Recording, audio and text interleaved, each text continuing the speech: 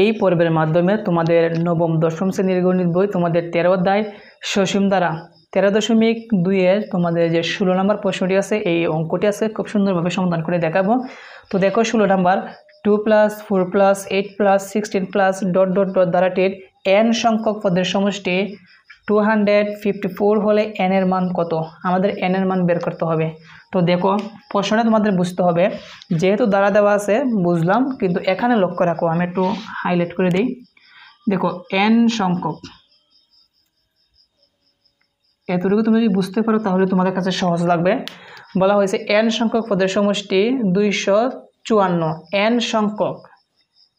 সংখ্যক পদের সমষ্টি একটা দেওয়া আছে, যেহেতু বলছে n এর মান নির্ণয় করতে। দেখো n সংখ্যক পদের সমষ্টি অলরেডি দেওয়া আছে, সমষ্টি দেওয়া আছে, কিন্তু বলছে n এর মান নির্ণয় করতে। যেহেতু এখানে n সংখ্যক পদের সমষ্টি আছে, আমাদের আরেকটা n সংখ্যক পদের সমষ্টি বের করতে হবে। তাহলে কয়টা হবে বলো তো? 2টা হবে। কেন?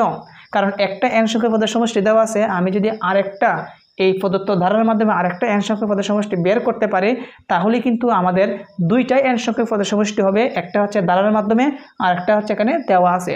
যেহেতু 2টা হয়েছে, সেই জন্য আমরা প্রশ্ন মতে একটা সমান আরেকটা লিখলে কিন্তু আমাদের এখানে n এর মানটা চলে আসবে। তো সর্বপ্রথম যেহেতু n সংখ্যক পদের সমষ্টি আছে, আমরা আরেকটা বের করি।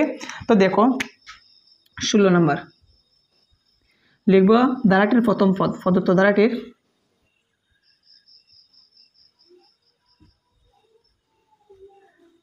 ধারাটির প্রথম পদ।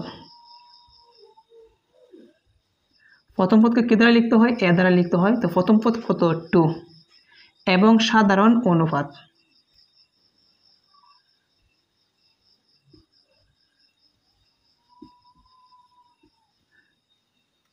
সাধারণ অনুপাতকে কি দ্বারা লিখতে হয়? 8 দ্বারা লিখতে হয়। আর সাধারণ অনুপাত বের করতে হয় 2 নম্বর পদকে 1 নম্বর পদ দ্বারা ভাগ। তো 2 নম্বর পদ হচ্ছে 4 আর 1 নম্বর পদ হচ্ছে 2। তো দেখো এখানে সমান 4 এর মধ্যে 2 কতবার যায়? 2 বার যায়। তার মানে আর এর মান বের হয়েছে 2 বের হয়েছে। এখন তোমরা বলো আর এর মান যে 2 বের হয়েছে সেটা কি 1 থেকে বড় কিনা? অবশ্যই বড়। সেই জন্য আমরা এখানে ব্র্যাকেটের ভিতরে লিখতে পারি যে আর গ্রেটার দেন 1, অর্থাৎ আর এর মান 1 থেকে বড়। এদিকে চিহ্ন মানে আর এর, যেহেতু আর এর মান বড় হয়েছে তার মানে সূত্র কিন্তু একটা পড়বে, আর আর এর মান যদি ছোট হইতো সূত্র কিন্তু আরেকটা পড়তো। তো যেহেতু এখানে n সংখ্যক পদের সমষ্টি দেওয়া আছে, আমরা আরেকটা সমষ্টি বের করব। তার আগে আমরা এখানে লিখে দিব ইহা একটি গুণিত দ্বারা, কারণ প্রত্যেকটার এখানে দুইটা পদ দ্বারা যদি ভাগ করো তাহলে কিন্তু 2 বের হবে। তো লিখব অতএব ইহা একটি গুণিত দ্বারা।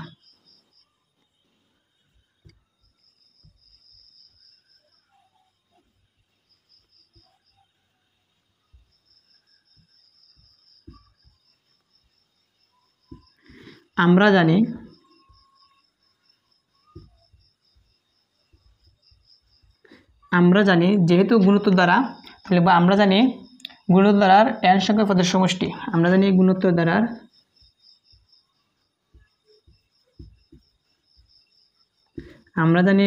দ্বারার n সংখ্যক পদের সমষ্টি বা প্রথম n সংখ্যক পদের সমষ্টি। ঠিক আছে, তাহলে n সংখ্যক পদের সমষ্টি।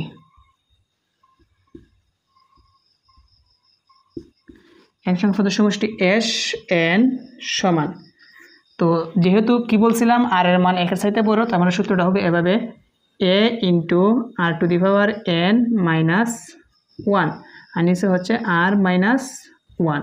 কিসের জন্য এই সূত্রটা লিখলাম? কারণ হচ্ছে আর এর মান 1 এর চাইতে কি বড়, সেই জন্য। তো যেহেতু এইটা আমরা n সংখ্যক পদের সমষ্টি লিখছি, আমরা মান বসিয়ে আমরা একটু ক্যালকুলেশন করতে পারি, অথবা প্রশ্ন মতে এইটা সমান কিন্তু আমরা এইটা লিখে দিতে পারি। তো আমরা একটু ক্যালকুলেশন করে একটু ছোটো করার চেষ্টা করি। যেমন দেখো তো এ আছে, এ মানে আমরা এর মানটা বসিয়ে দিব। এ মানে 2 * আর এর মান কত? 2, উপরে পাওয়ার আছে n, তো লিখব 2⁴n। তো n এর মান কেন আমরা বসাইলাম না? n এর মান কিন্তু আমরা বের করব, n এর মান নেই, এই জন্য আর এর মান যে উপরে যে n আছে nটা রেখে দিব। -1 আবার আর মানে 2 দিলাম, 2 - 1 দিলাম -1। এখন দেখো এই জায়গার মধ্যে একটু আমরা যদি হিসাব করি তাহলে এভাবে দাঁড়ায়। তো উপরে যা আছে আমরা তাই রেখে দিব। একটা জিনিস দেখার চেষ্টা করো, 2 থেকে যদি তুমি 1 বিয়োগ করো তাহলে নিচে কত হয়? 1 হয়। আর আমরা তো জানি নিচে হর যদি 1 থাকে সেটা লিখতে হয় না। তো আমরা 1 লিখব না, শুধু লিখব 2 * 2n-1 লিখব। কেন আমরা শুধু উপরেটাই লিখলাম, নিচে যে 1 ছিল সেটা কেন লিখলাম না? হর যদি 1 থাকে তাহলে সেটি লিখতে হয় না।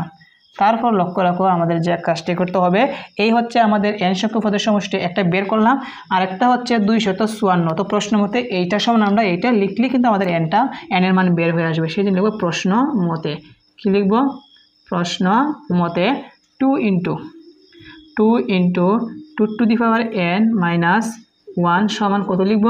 254 লিখব। যেহেতু n এর মান বের করব, তার মানে দাফে দাফে n রেখে বাকিগুলো ওই দিকে পাঠাতে হবে। তো 2 আছে ইন্টু ওই পাশে পাঠালে কি হবে? ভাগ হবে। আর এখানে থাকবে 2n-1 থাকবে। ভাগ হলে 2 কোথায় যাবে? নিচে। আর 254 যাবে কি? উপরে। বা 2n-1 সমান, তো 254কে তুমি 2 দ্বারা ভাগ করো তাহলে ফলাফলটি কত আসবে? ফলাফলটি আসবে 1, তারপর হচ্ছে 2, তারপর হচ্ছে 7, তার মানে 127। বা 2n সমান কত ছিল? শুধু আমাদের nটা রাখতে হবে, তার দাফে দাফে বাকিগুলো পাঠাতে হবে। 1 আছে মাইনাস, ওই পাশে গেলে কি হবে? প্লাস হবে। কার সাথে প্লাস হবে? 127 সাথে প্লাস হবে। বা 2n সমান 127 আর 1 যোগ করলে কি হবে? 128। তো কথা কি ছিল? কথা ছিল শুধু আমরা n এর মান বের করব। তো n এর মান যে বের করব, এখানে n কিন্তু পাওয়ার 2 কিন্তু কি হিসাবে আছে? বৃত্তি হিসাবে আছে। তো বৃত্তি তো আমি চাইলে এই পাশে পাঠাতে পারবো না।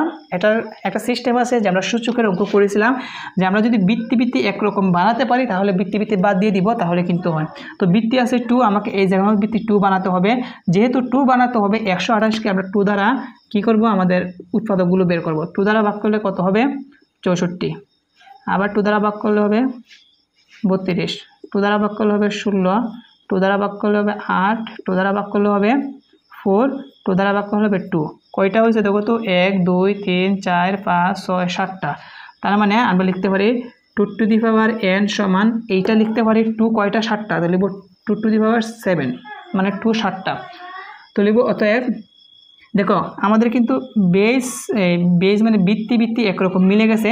তার মানে আমরা 2 কিন্তু বাদ দিয়ে দিতে পারি। 2 যদি বাদ দিই তাহলে থাকবে কি? n সমান 7 থাকবে। কি থাকবে? n সমান 7। আর এটা কি আমাদের অ্যান্সার? বলছিল n এর মান কত? তো লিখলাম n সমান 7। অথবা লিখতে পারো অতএব n এর মান, অতএব নির্ণয় n এর মান সমান 7, এভাবে লিখতে পারো। এই হচ্ছে আমাদের 16 নম্বর অঙ্কের ফলাফল, মানে অ্যান্সার। আশা করি তোমরা 16 নম্বর অঙ্কটি সুন্দরভাবে তোমরা বুঝতে পেরেছো। তো দেখো অঙ্কটা কিন্তু গুরুত্বপূর্ণই আছে। আর এই অঙ্কগুলা, বিশেষ করে যে অঙ্কগুলো তোমাদের জন্য গুরুত্বপূর্ণ, ওই অঙ্কগুলোই কিন্তু আমি সমাধান করাচ্ছি। যেগুলো তোমাদের গুরুত্বপূর্ণ নয় ওইগুলো আমি অযথা সমাধান করব না, কারণ তোমরা 25 সালে পরীক্ষা দিবা, তারপর কিন্তু বই চেঞ্জ হবে। সেই জন্য আমি আর যেগুলো দরকার নেই ওইগুলো করাবো না। তো এখানে শেষ করব। পরবর্তী পর্বে বাকি অঙ্ক সমাধান করাবো।